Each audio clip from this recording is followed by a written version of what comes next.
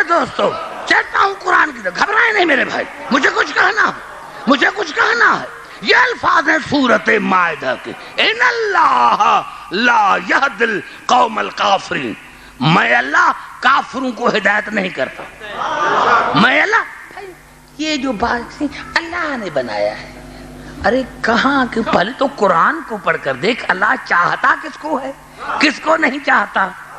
اللہ جس کو چاہے عزت دے، تو کس کو چاہتا ہے؟ اللہ تو یہ کہا ان اللہ لا یہدی القوم الکافرین، میں اللہ کافروں کو ہدایت نہیں کرتا۔ جب اللہ کافروں کو ہدایت نہیں کرتا تو کوئی کافر ہادی کیسے ہو سکتا ہے؟ ان اللہ، سورۃ منافقون میں ان اللہ لا یہدی القوم الفاسقین، میں اللہ گنہگار کو، فاسق کو، منافق کو، بدکار کو ہدایت نہیں کرتا۔ جب فاسق کے پاس خود ہدایت نہیں تو وہ ہادی کیسے بن سکتا ہے؟ یا جھوٹا کوئی قرآن اٹھائے سر پر کہ جن کو ہم نے ہادی مانا ہے وہ بے عیب ہیں، وہ معصوم ہیں، میں مذہب چھوڑ دوں؟ پھر اللہ نے ارشاد فرمایا، پھر اللہ نے ارشاد، بھائی گھبرا تو نہیں گئے، پھر اللہ نے ارشاد فرمایا سورۃ قصص میں ان اللہ لا یہدی القوم الظالمین، میں اللہ ظالم کو ہدایت نہیں کرتا۔ ظلم کی تو کئی معنی ہیں، ارے جب ظالم کے پاس خود ہدایت نہیں تو وہ ہادی کیسے بن سکتا ہے؟ اور پھر نے الفاظ استعمال کیے ہیں اور ایسا اللہ نے کلیئر فیصلہ کیا ہے، رب کعبہ کی قسم، سورۃ زمر میں اللہ نے جو فیصلہ کیا ہے، سورۃ مومن میں اللہ نے جو اللہ نے فیصلہ کیا ہے، اور زبانی ہے حزقیل کی کہ اللہ فرما رہا ہے ان اللہ لا یہدی من ہوا مسرف کذاب، اگر موسیٰ جھوٹا ہوتا تو میں اس کو ہادی کیسے بناتا؟ میں نے تو کہا تھا کہ جب یہ میں آیت پڑھوں گا تو آپ سارے مجھے داد دیں گے،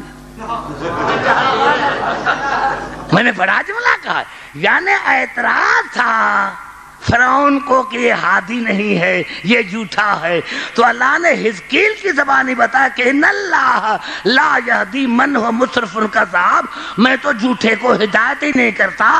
اگر موسیٰ جھوٹا ہوتا تو میں ہدایت کیسے کرتا؟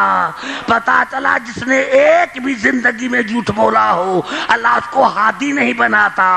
یہی سبب تھا کہ سوا علی فاطمہ حسن اور حسین کے سوا کسی کو مباہلے میں نہیں لے کر گئے تھے، کیونکہ وہاں جھوٹوں پر لعنت بنی تھی۔ نعرہ حیدری،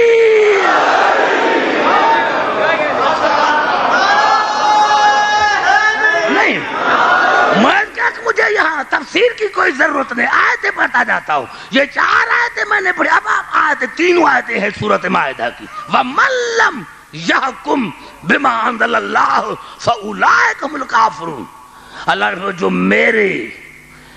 میرے نازل کردہ میرے حکم کے مطابق فیصلہ نہیں کرتا وہ کافر ہے۔ اگر آپ گھبرائے نہیں تو میں آگے چلوں، اگر میرے حکم کے مطابق آپ فیصلہ، جو میرے حکم کے مطابق فیصلہ نہ کرے وہ ہے کافر۔ پھر ارشاد فرمایا وَمَن لَّمْ يَحْكُمْ بِمَا أَنزَلَ اللَّهُ فَأُولَٰئِكَ هُمُ الظَّالِمُونَ، جو میرے حکم کے مطابق فیصلہ نہ کرے وہ ہے ظالم۔ پھر اللہ نے ارشاد فرمایا وَمَن لَّمْ يَحْكُمْ بِمَا أَنزَلَ اللَّهُ فَأُولَٰئِكَ هُمُ الْفَاسِقُونَ، جو میرے حکم کے مطابق فیصلہ نہ کرے وہ ہے فاسق۔ اب جس کو آپ دیکھیں ایک کو بتائیں، ایک کو، یہ 3 آیتیں ہیں، پتا چلا حاکم وہ ہونا چاہیے جو کبھی نہ کافر رہا ہو۔ اس کے بعد میں 3 آیتیں پڑھوں گا، اگر آپ گھبرا گئے تو مجھے بتانا۔ میں نے کہا میرے دوستوں کہ مجھے مزہ آ رہا ہے، موسم اچھا ہے، میں نے کہا کہ کافر کو حق نہیں ہے موسوم کی موجودگی میں، ظالم کو حق نہیں ہے موسوم کی موجودگی میں، فاسق کو حق نہیں ہے موسوم کی موجودگی میں کہ حاکم بنے۔ یہی سبب، توجہ، ہمارے پہلے امام سے لے کر ہمارے چھٹے امام تک یہ 6 تفاسیر کی سب نے کہا ہوگا، لیکن جو میری نظر سے گزری ہے، ہمارے ہر امام نے فرمایا کہ کاش مسلمان قرآن کو سمجھتے تو ہمارے سوا کسی کو حاکم نہ بناتے۔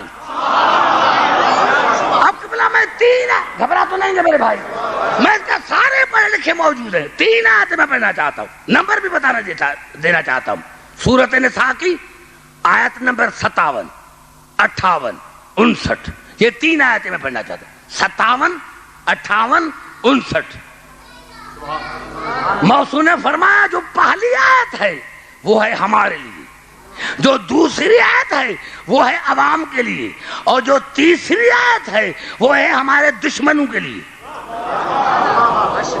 اب میں 3 آیتیں پڑھوں، دیکھیں بڑا جملات کرنا چاہتا ہوں، اگر بھائی نہیں تو نہیں آ رہی ہے، نہیں اتنا ٹائم نہیں گزرا۔ اور پہلی آیت جو ہے ماں کے لیے وہ آپ دیکھیں عجیب آیت ہے، میں تب ترجمہ کروں گا، کوئی تبصرہ نہیں کروں گا۔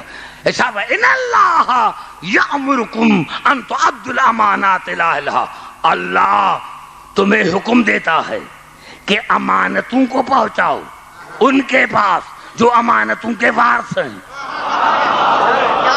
میں نے کہا کہ ایک لفظ میں میرا نقطہ ہے، اللہ حکم دیتا ہے تمہیں کہ امانتوں کو پہنچاؤ ان کے پاس جو امانتوں کے وارث ہیں۔ وَإِذَا حَكَمْتُمْ بَيْنَ النَّاسِ أَن تَحْكُمُوا بِالْعَدْلِ، اور جب میں اللہ تمہیں انسانوں کا حاکم بناؤں تو پھر فیصلہ کرو عدل کے ساتھ۔ میرے نوجوانوں، میرے پڑھے لکھے حضرات، میں کہ آپ سے زیادہ تو مجھے پڑھے لکھے حضرات نہیں ملیں گے نا۔ اذا حکمتم بین الناس ان تحکموا بالعدل، اور جب میں اللہ تمہیں انسانوں کے درمیان حاکم بناؤں تو فیصلہ کرو عدل کے ساتھ، عدل کے ساتھ، عدل کے ساتھ۔ اور جن کے مذہب میں عدل ہی نہیں، میں نے بڑا جملہ کر دیا کہ بات سمجھ میں آ جائے، جہاں عدل ہی نہیں میں ان سے بات کیسے کروں؟ امانتوں پہنچاؤ جو امانتوں کے وارث ہیں، جو امانتوں کے اہل ہیں۔ قرآن شاہد ہے، مسلمانوں کی تاریخیں شاہد ہیں کہ حضور اکرم نے جب شب ہجرت کی تو علی کو کہا کر گئے تھے یا علی امانتیں دے کر پھرانا، یا علی امانتیں دے کر پھرانا۔ رسول کو اتنی فکر تھی امانتوں کی، یا علی امانتیں دے کر پھرانا، یعنی کافر رسول کو امین کہتے تھے۔ قرآن شاہد ہے، کافر رسول کو صادق کہتے تھے۔ کافروں کی نظر میں رسول امین ہے اور رسول کی نظر میں علی امین ہے۔ کافروں کی نظر میں رسول امین ہے اور رسول کی نظر میں علی امین ہے۔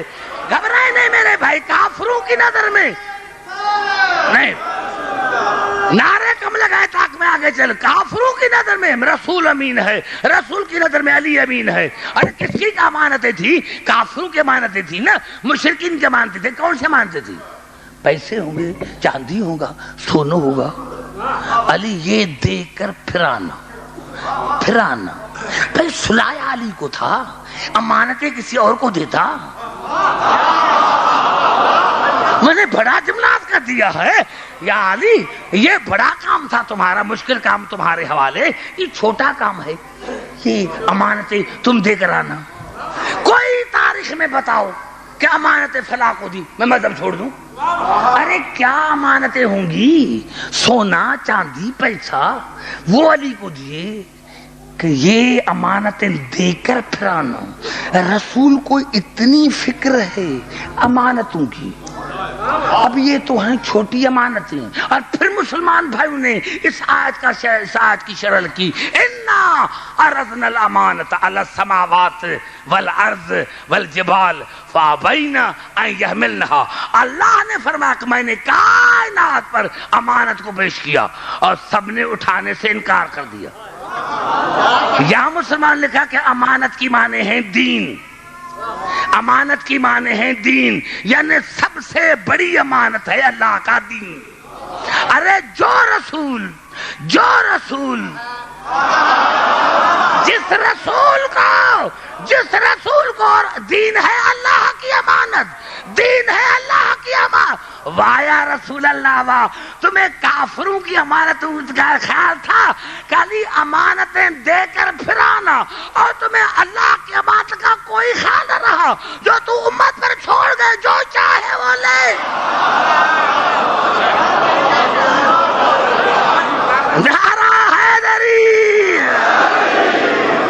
گھبرا تو نہیں گے میرے بھائی؟ توجہ ہے، دیکھیں میں 3 آیتیں پڑھنا چاہتا ہوں۔ ان اللہ یامرکم ان تؤدوا الامانات الی اہلھا واذا حکمتم بین الناس ان تحکموا بالعدل ان اللہ نعم یعظکم بہ ان اللہ کان سمیعا بصیرا۔ امام نے فرمایا یہ آیت ہے ہمارے لیے، اور پھر عوام کے لیے کیا ہے؟ یا ایھا الذین آمنوا اطیعوا اللہ واطیعوا الرسول واولی الامر منکم فَإِن تَنَازَعْتُمْ فِي شَيْءٍ فَرُدُّوهُ إِلَى اللَّهِ وَالرَّسُولِ إِن كُنتُمْ تُؤْمِنُونَ بِاللَّهِ وَالْيَوْمِ الْآخِرِ ذَلِكَ خَيْرٌ وَأَحْسَنُ تَأْوِيلًا۔ اے ایمان لانے والے، تم اطاعت کرو اللہ کی، اطاعت کرو رسول کی، اطاعت کرو صاحبان امر کی۔ یہ ہے عوام کے لیے۔ کس کو خطاب ہے؟ مومنین کو۔ اے ایمان لانے والے، اب تم ہی بتاؤ، 50 برس گزر گئے ہیں، اب تو فیصلہ کرو اول الامر کون ہے؟ جو اول الامر آیا اس کی ملاؤں نے مخالفت کی۔ ایوب سے لے کر ہمیں بھی پتا ہے کہ جو آیا، ایوب آیا، یحییٰ آیا، بھٹو صاحب آئے، پھر جالک آئے، پھر بے نظیر صاحب آنے والے، سب کی مخالفت ملاؤں نے کی۔ تو اول الامر پھر ہے کہاں؟ اول الامر پھر ہے کہاں؟ یا تمہیں بات تو صحیح ہے کہ تمہیں قرآن اگر سمجھ میں آتا ہے تو پھر جان بوجھ کر چھپاتے ہو، ورنہ دیکھو اے ایمان لانے والے، اطاعت کرو اللہ کی، اطاعت کرو رسول کی، اطاعت کرو صاحبان امر کی۔ یہ اطاعت کیوں نہیں کرتے؟ کیوں نہیں کرتے؟ بڑی شرارت ہے۔ شرارت اسی لیے ہے کہ ہستیاں ہیں 4، ایمان والے، اللہ، رسول اور صاحبان امر۔ اب اللہ پر کسی کی اطاعت واجب نہیں، اللہ کسی کی اطاعت نہیں کرے گا، رسول پر اطاعت واجب ہے اللہ کی، یعنی رسول کلمہ پڑھے گا لا الہ الا اللہ، یہ ہے رسول کا کلمہ۔ پھر ہے صاحبان امر، صاحبان امر پر اللہ کی بھی اطاعت واجب، رسول کی بھی، یعنی صاحبان امر کلمہ پڑھیں گے لا الہ الا اللہ محمد رسول اللہ، یہ کلمہ ہے صاحبان امر کا۔ بڑا میں نے بڑا جملہ عرض کر دیا ہے نوجوانوں کے لیے، لا الہ الا اللہ یہ کلمہ ہے میرے رسول کا، لا الہ الا اللہ محمد رسول اللہ یہ کلمہ ہے صاحبان امر کا۔ اب ہیں مومن، مومنین پر اللہ کی اطاعت بھی واجب، رسول کی بھی واجب، صاحبان امر کی بھی واجب۔ تو اب